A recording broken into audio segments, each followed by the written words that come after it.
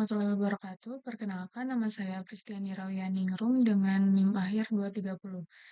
Di sini saya akan menjelaskan untuk praktikum pemrograman web pada modul 5, yaitu fungsi. Di sini tugas praktikumnya yang pertama adalah membuat fungsi yang mana kita disuruh untuk menuliskan kode berikut ini. Di sini saya sudah menulisnya. Kemudian amati apa hasil dari kode di atas, lalu simpulkan. Di sini kita memiliki fungsi MySum yang berisi variabel num x dan juga variabel num y. Kemudian kita membuat variabel total yang mana rumusnya adalah variabel num x ditambah variabel num y. Kemudian return total.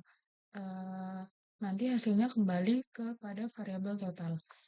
Kemudian di sini variabel myNumber itu dimulai dari 0 karena dia belum diisi berapa variabelnya itu belum diisi sehingga dimulai dari 0. Kemudian echo ini untuk menuliskan di web, di halaman web, yaitu sebagai fungsi sebelum fungsi dijalankan, myNumber sama dengan myNumber br, yang mana nanti sebelum dijalankan nanti hasilnya itu masih 0. Kemudian setelah diisi variabel myNumber ini, yang mana MySum 3,4, sehingga nanti setelah dijalankan variabel ini akan memasukkan angka 3 dan 4, sehingga nanti hasilnya menjadi 7, yang mana dapatkan dari 3 ditambah 4. Kita bisa melihat hasilnya di sini.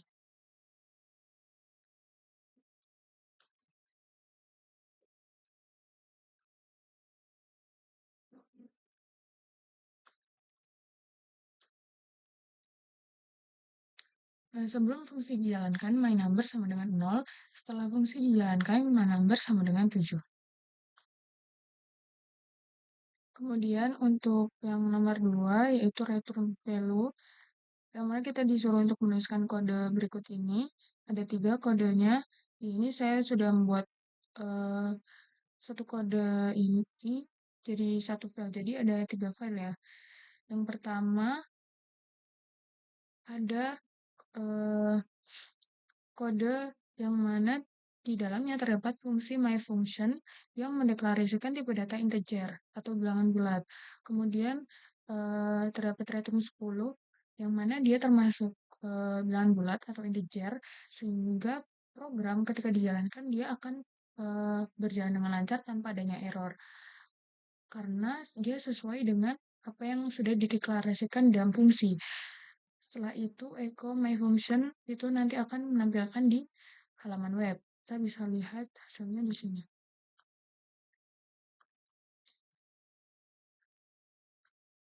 Nah, hasilnya yang ditampilkan adalah 10 karena deklarasi tipe datanya adalah integer, kemudian di sini juga sudah cocok yaitu 10, sehingga ketika dipanggil maka dia akan menghasilkan 10. Untuk nomor 2, kemudian ubah kode yang sebelumnya tadi menjadi seperti ini. Di sini saya sudah membuat kodenya. Terdapat fungsi sama seperti di myFunction yang mendeklarasikan tipe data integer atau bilangan bulat.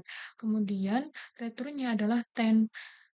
Nah, di sini akan terjadi error karena di sini mendeklarasikan tipe data integer atau bilangan bulat, tetapi di sini returnnya adalah 10, yang mana dia bukan merupakan bilangan bulat, tetapi dia merupakan tipe data string atau teks, sehingga tidak sesuai dengan apa yang sudah dideklarasikan, maka nanti akan menimbulkan suatu error.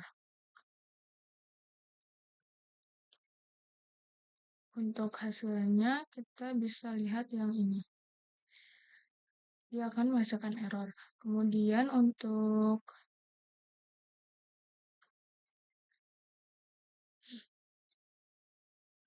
yang selanjutnya, kode selanjutnya di sini saya sudah menuliskannya. yang mana kita memiliki fungsi my function seperti tadi. Kemudian di sini mendeklarasikan tipe data string atau teks. Kemudian returnnya adalah 10. Nah, di sini sudah sesuai, tidak seperti tadi ya, karena di sini dideklarasikan tipe data string. Kemudian atau teks, string atau teks. Kemudian di sini returnnya adalah 10 yang mana dia merupakan uh, tipe data teks. Sehingga ketika dijalankan, maka dia tidak akan terjadi error dan menghasilkan uh, teks 10. Kita bisa lihat hasilnya.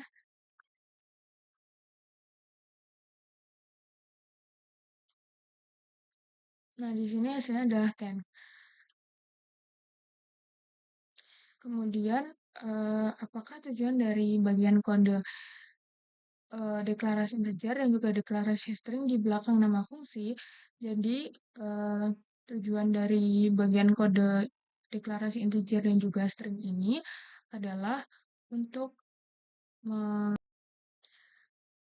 yaitu menentukan tipe data hasil yang harus dikembalikan oleh suatu fungsi agar lebih terstruktur dan juga agar mengurangi kesalahan pemilihan tipe data dan juga memudahkan programmer untuk memahami fungsi tersebut. Kemudian untuk yang nomor 3 di sini kita membuat parameter bebas buat sebuah fungsi yang menerima beberapa parameter dengan tipe integer dan menentukan angka terbesar dari parameter tersebut. Gunakan parameter bebas poin G di dasar teori pada fungsi tersebut, sehingga fungsi tersebut dapat dipanggil seperti berikut. Jadi di sini saya sudah membuat kodenya. Pertama-tama, kita memiliki fungsi getMax yang digunakan untuk mencari variabel terbesar atau nilai terbesar dari suatu parameter yang dikirimkan. Nah, pertama-tama kita memeriksa apakah ada parameter yang dikirimkan. Nah, kita memeriksanya melalui num_args. Jika tidak ada, maka fungsi akan mengembalikan nilai ke dalam false. Setelah itu, jika tadi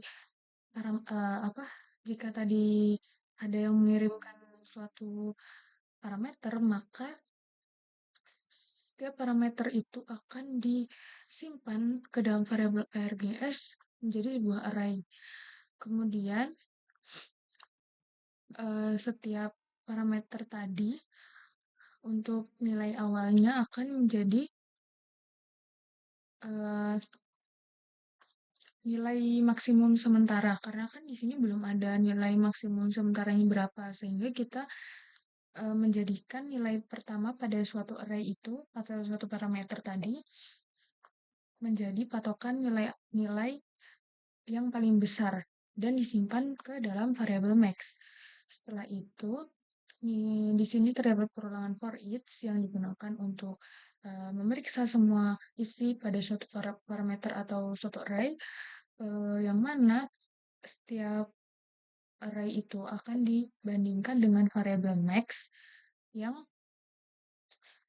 apabila dia lebih besar dari variabel max, maka variabel max akan diperbarui menjadi nilai terbesar yang saat ini. Nah, setelah diperiksa dan juga dibandingkan, fungsi variabel yang terbaru, variabel terbesar yang terbaru tadi akan dipanggil melalui return variabel max. Nah, fungsi ini dapat menerima beberapa parameter, tidak hanya satu. Sehingga ketika kita menuliskan getmax 10, 20, getmax 10, 20, 30, getmax 10, 20, 30, 40, maka dia akan menghasilkan 3 output. Yang pertama dia outputnya di sini terdapat 10 dan 20, maka yang terbesar adalah 20. Kemudian yang kedua 10, 20, 30, maka yang terbesar adalah 30. Kemudian 10, 20, 30, 40, yang terbesar adalah 40. Kita bisa melihatnya di sini.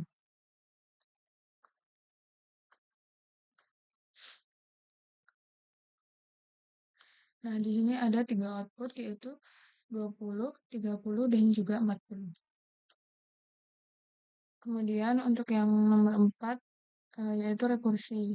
Buatlah sebuah fungsi untuk menyelesaikan permasalahan berikut. Yang pertama, perhitungan Fibonacci dengan sistem rekursif, di mana input pada fungsi digunakan untuk menunjukkan bilangan kesekian dari data tersebut.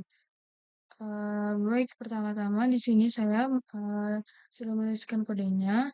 Terdapat fungsi Fibonacci yang disimpan dalam variabel n. Kemudian terdapat base case yang mana jika n adalah 0 atau 1, yaitu apabila n itu adalah 0, maka dia akan mengembalikan nilai 0. Jika n adalah 1, maka dia akan membalikan nilai 1. Kemudian jika lebih dari 1, maka dia akan menggunakan fungsi rekursif yang mana menggunakan memanggil fungsi itu sendiri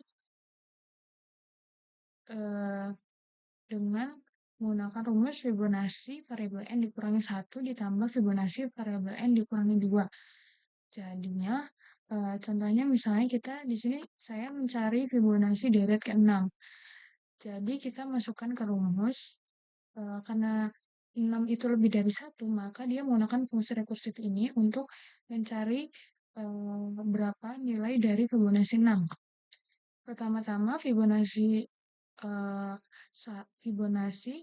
variabel n kita masukkan 6 dikurangi 1 sehingga hasilnya adalah 5. Kemudian Fibonacci variabel n di sini 6 dikurangi 2 sama dengan 4. Sehingga di sini kita menemukan Fibonacci 6 itu adalah Fibonacci kelima ditambah dengan Fibonacci keempat, yang mana Fibonacci ke-5 itu adalah 3, adalah 5, dan juga Fibonacci keempat itu adalah 3. Sehingga 5 ditambah 3 adalah 8. Kita bisa lihat hasilnya di sini.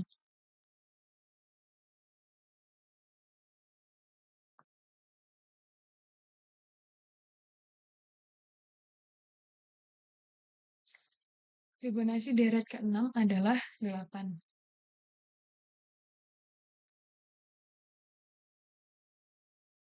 Kemudian untuk yang nomor 2, perhitungan nilai pangkat dengan input X, yang mana bilangan yang akan dikuadratkan dan input Y yaitu bilangan pangkat.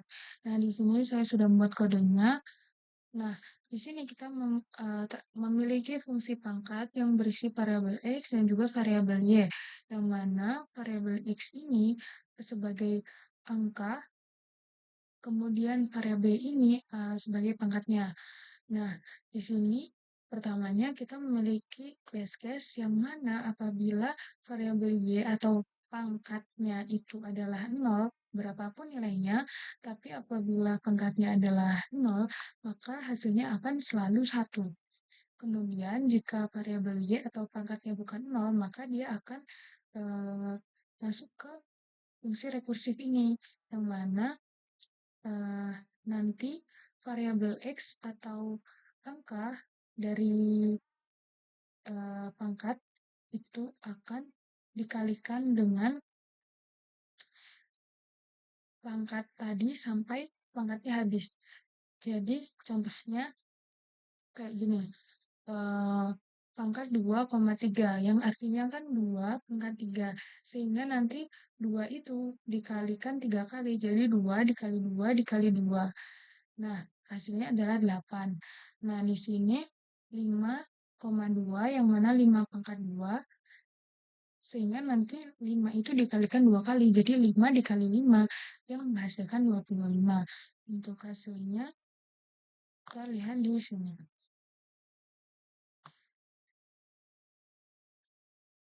Nah, 2 pangkat 3 sama dengan 8, 5 pangkat 2 sama dengan 25.